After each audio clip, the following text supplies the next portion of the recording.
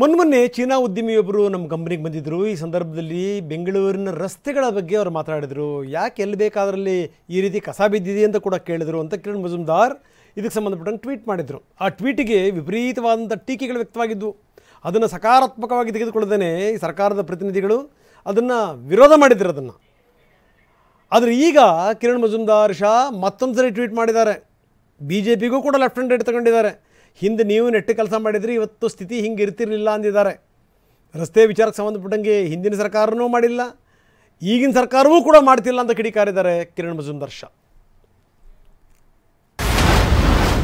ಬೆಂಗಳೂರಿನಲ್ಲಿ ರಸ್ತೆ ಕಸದ ವಿಚಾರದಲ್ಲಿ ಹಿಂದಿನ ಸರ್ಕಾರಗಳು ಸಕಾಲದಲ್ಲಿ ಕ್ರಮ ಕೈಗೊಳ್ಳದ ಕಾರಣ ನಾವು ಈ ಸಂಕಷ್ಟದ ಪರಿಸ್ಥಿತಿಯಲ್ಲಿದ್ದೇವೆ. ದಶಕಗಳಿಂದ ಹದಗೆಡುತ್ತಿರುವ ಮೂಲಸೌಕರ್ಯ ಮತ್ತು ಕಸ ನಿರ್ವಹಣೆಯನ್ನ ಸರಿಪಡಿಸಲು ಈ ಸರ್ಕಾರಕ್ಕೆ ಈಗ ಅವಕಾಶ ಇದೆ. ಇನ್ನು ಇದಕ್ಕೆ ಸಂಬಂಧಪಟ್ಟಂಗೆ DK ಶಿವಕುಮಾರ್ ಮಾತಾಡಿದ್ದಾರೆ. ಕಿರಣ್ ಮಜುಮ್ದಾರ್ ಶಾ ಮೇಲಿಂದ ಮೇಲೆ ಟ್ವೀಟ್ ಮಾಡ್ತಾ ಇದ್ದಾರೆ, ಟೀಕಿಸ್ತಾ ಇದ್ದಾರೆ. ನಮ್ಮದು ಪ್ರಜಾಪ್ರಭುತ್ವ ದೇಶ, ಕಮ್ಯುನಿಸ್ಟ್ ಸರ್ಕಾರ ಅಲ್ಲ. ಇದು DK ಹೇಳಿರುವಂಥ ಮಾತು. ಬೇರೆ ದೇಶಗಳಿಂದ ನಾವು ಕಲಿಬೇಕಾಗಿಲ್ಲ. ಹಾಗಿದ್ರೆ ಯಾವ ರಸ್ತೆ ಇದ್ರೂ ಕೂಡ ಒಡೆದಾಕ್ಬೋದಾಗಿತ್ತು ಕಮ್ಯುನಿಸ್ಟ್ ರಾಷ್ಟ್ರ ಆಗಿದ್ರೆ.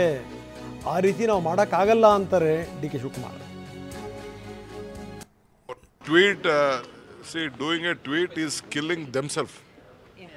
They are killing, they are hurting their own country and the state which has helped them. Sir, Majumdar Shah ಅವರು ನಿಮಗೆ ಇಂಡೈರೆಕ್ಟ್ ಆಗಿ ಬೆದರಿಕೆ ಹಾಕ್ತಿದ್ದೀರಾ ಅಂತ ರಾಜ್ಯ ಸರ್ಕಾರ? ನೋಡಿ, ನಾನು ಬೆದರಿಕೆ ಅಲ್ಲ, ನಾನು ಬೇರೆ ದೇಶದವ್ರಿಗಿಂತ ನಮ್ಮ ಭಾರತ ಏನು ನಾವು ಕಲಿಬೇಕಾದಿಲ್ಲ. ನಮ್ಮದು ಡೆಮೊಕ್ರೆಟಿಕ್ ಕಂಟ್ರಿ, ನಮ್ಮದು ಕಮ್ಯುನಿಸ್ಟ್ ಕಂಟ್ರಿ. ಯಾವ ರಸ್ತೆ ಬೇಕಾದ್ರೂ ಹೊಡೆದಾಕ್ಬಿಡ್ಬೋದು, ಏನು ಬೇಕಾದ್ರೂ ಮಾಡ್ಬೋದು. ಆ ಥರ ನಾವಿಲ್ಲಿ ಮಾಡೋಕ್ಕಾಗಲ್ಲ, ಬೆಂಗಳೂರು ನಗರದಲ್ಲಿ ಮಾಡೋಕ್ಕಾಗಲ್ಲ. ನಾವು IT ಕಂಪ್ನಿಗಳಿಗೆ ಅನುಕೂಲ ಆಗಲಿ ಅನ್ನೋ ದೃಷ್ಟಿಯಿಂದನೇ IT ಕಂಪ್ನಿಯವರು ದೇಶಕ್ಕೆ ಟ್ಯಾಕ್ಸ್ ಕಟ್ತಾ ಇದ್ದಾರೆ.